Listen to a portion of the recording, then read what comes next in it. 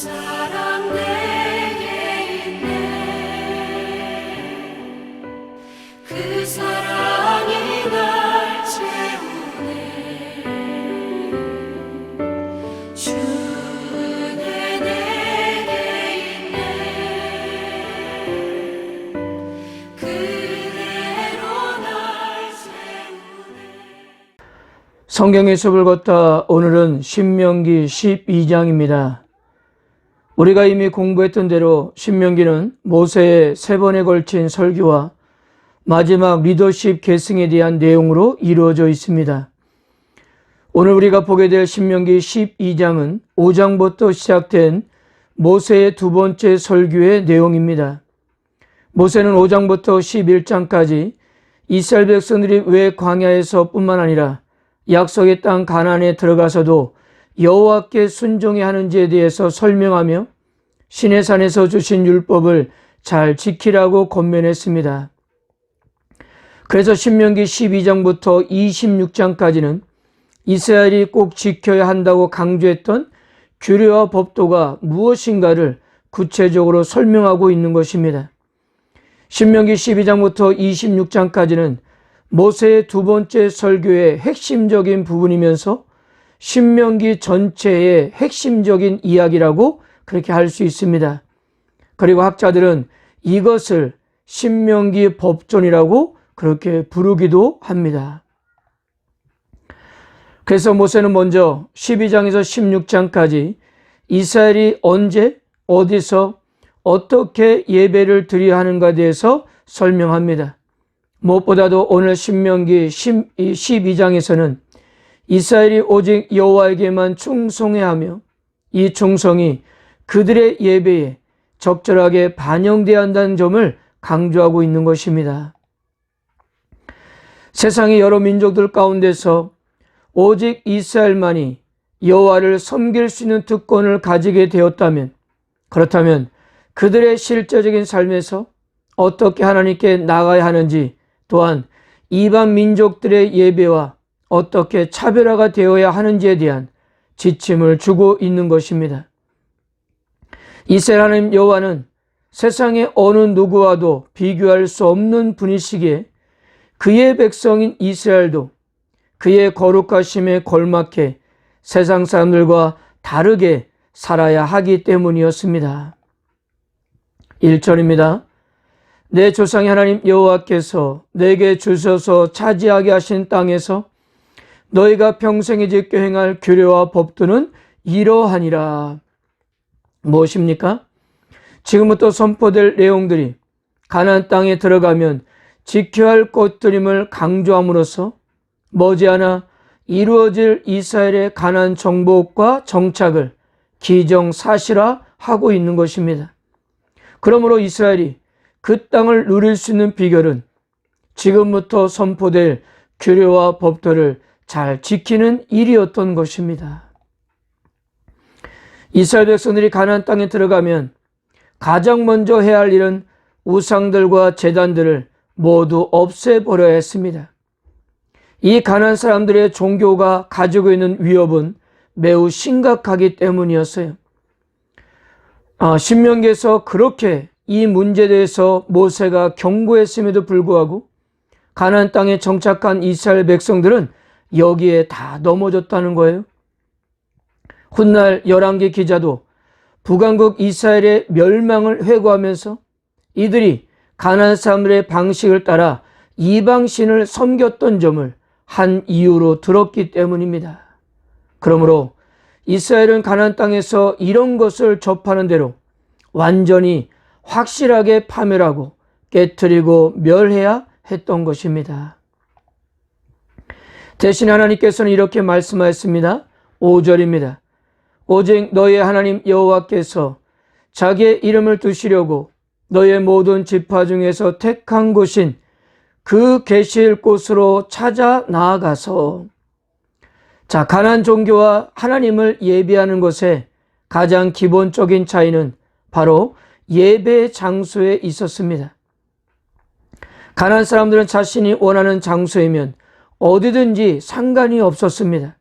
그리고 자신들이 직접 장소를 정했지만 그러나 여호와 하나님께서는 자신의 이름을 두시려고 직접 그 장소를 정하셨습니다. 이스라엘 백성들은 바로 하나님께서 정하신 한 곳에서만 예배를 드려야 했던 것입니다. 그렇다면 우리가 여기서 질문을 해야 합니다. 왜 하나님께서는 가나안 사람들 같이 자신들이 드리고 싶은 곳에서 드리지 말고 반드시 지정된 한 장소에서 예배를 드리라고 했을까요? 우리가 이미 공부했던 출애굽기와 레위기를 보면 하나님을 예배하는 데는 정해진 질서가 있었고 여러 가지의 규칙들이 있었습니다. 적어도 하나님을 예배한다면 이러한 절차를 따라 하라는 것이었어요. 그래서 하나님을 제대로 예배하기 위해서 성막을 세우시고 거기에 제장과 레인들을 두었습니다. 그러니까 하나님 말씀을 따라 예배를 드리고 예물을 드릴 수 있는 제도적 장치가 준비되어 있었던 것입니다. 그런데 만약에 하나님께서 정하신 장소가 아닌 편의상 자신이 정한 다른 장소에서 예배를 드리고 그리고 그곳에서 예물을 드리다 보면 하나님의 말씀의 기준이 아닌 사람의 자유로운 마음대로 행해질 위험이 컸던 것입니다. 그렇게 된다면 이것은 하나님께서 기뻐하시는 제사가 아닌 그냥 자기 만족으로 끝나버릴 수가 있는 거였습니다. 하나님의 중심이 아닌 내 중심으로 신앙생활을 할 수 있는 것이었어요. 그렇게 되면 결국 신앙이 변질되고 하나님을 떠나게 될 것입니다. 이러한 위험이 현실화된 것이 바로 사사시대가 아니었습니까? 그러므로 하나님께서 정하신 한 장소에서 예배를 드리라고 하는 이유는 하나님께서 정하신 질서와 방법대로 무엇보다도 하나님께서 받기를 원하는 예배로 제대로 하나님을 섬기라는 말씀이셨던 것입니다. 그리고 7절은 이렇게 말씀합니다. 거기 곧 너희 하나님 여호와 앞에서 먹고 너희 하나님 여호와께서 너희 손으로 수고한 일에 복 주심을 말미암아 너희와 너희 가족이 즐거워할지니라. 주의 백성들이 하나님 앞에 즐거워한다는 것은 곧 여호와께서 약속하신 것들이 만족스럽게 성취되어 가고 있음을 상징하는 것입니다. 하나님께서 정해주신 장소에서 하나님을 예배하며 드린 예물을 함께 나눌 때 당연히 따라오는 것은 기쁨과 즐거움이었습니다. 그리고 이 즐거움이 어디까지 확대가 되었냐면 12절과 18절에서 이야기합니다. 12절입니다. 너희와 너희 자녀와 노비와 함께 너희 하나님 여호와 앞에서 즐거워할 것이요 내 성중에 있는 레인과도 그리할지니 레인은 너희 중에 분깃이나 기업이 없음이니라. 18절 오직 내 하나님 여호와께서 택하실 곳에서 내 하나님 여호와 앞에서 너는 내 자녀와 노비와 성중에 거주하는 레인과 함께 그것을 먹고 또 내 손으로 수고한 모든 일로 말미암아 내 하나님 여호와 앞에서 즐거워하되 여종과 남종 그리고 레인들까지 하나님 앞에 함께 기뻐하며 음식을 먹는 예배에 포함을 시키고 있습니다. 신명기 14장에 가면 여기에 과부와 고아, 방랑객까지도 포함을 하고 있습니다. 믿음의 공동체인 이스라엘에서는 과부와 고아 등 사회에서 가장 연약한 자들의 권한이 법정에서 무시되어서는 안 되며 공평한 재판을 받아야 한다고 외치는 것만으로는 부족한 것입니다. 이들 역시 하나님의 백성의 일원으로 이스라엘 삶의 핵심적인 예배에 이들도 포함되어야 했던 것입니다. 이들도 다른 이스라엘 백성들처럼 하나님을 예배하면서 누리는 기쁨에도 함께 동참하여 했던 것입니다. 이것이 하나님께서 가나안 땅에 들어가서 살게 될 이스라엘 백성들에게 보시기를 원하는 그림이었던 것입니다. 그리고 어떤 상에서도 짐승의 피를 먹지 말라 하셨고요. 여호와 하나님께서 꺼리시며 가증하게 여기시는 우상은 그 어떤 호기심을 갖지 말라고 하시면서 이렇게 말씀하였습니다. 32절입니다. 내가 너에게 명령하는 이 모든 말을 너희는 지켜 행하고 그것에 가감하지 말지니라. 이스라엘 백성들이 해야 할 일은 오직 모세를 통해 하나님이 명령하신 대로 하나님을 예비하는 것이었습니다. 하나님은 이미 어디서 어떻게 이스라엘에게서 예배를 받기를 원하시는가를 말씀하였습니다. 그러므로 이스라엘은 더 이상 정보가 부족하다고 핑계댈 수가 없었습니다. 이미 자신들에게 주어진 율법과 규정에 따라 하나님이 원하시는 예배를 드리는 것이 그들이 지켜야 할 의무였던 것입니다.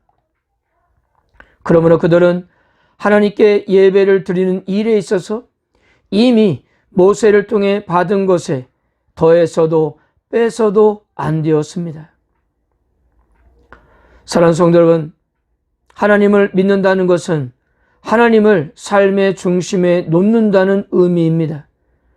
하나님을 나의 삶의 중심에 놓기 위해서는 정확하게 말씀의 기준을 따라 살아가야 하는 것이고 하나님께서 말씀하신 테두리 안에 거하는 것입니다.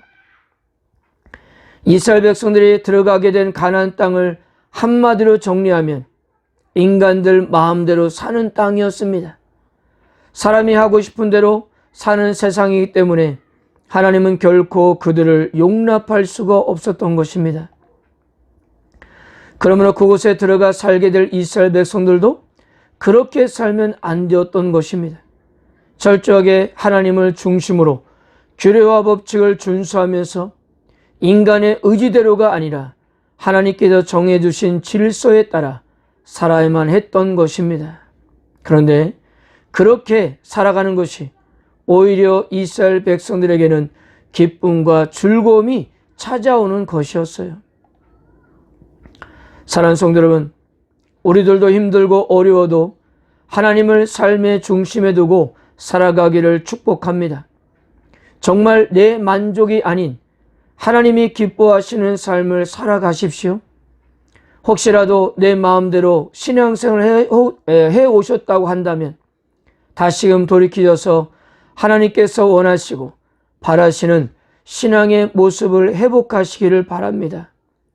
분명 하나님께서는 기뻐하시고 오히려 우리 마음에 기쁨과 즐거움을 허락해 주실 것입니다. 오늘도 그런 기쁨과 즐거움이 충만한 하루가 되시기를 주님의 이름으로 축복합니다.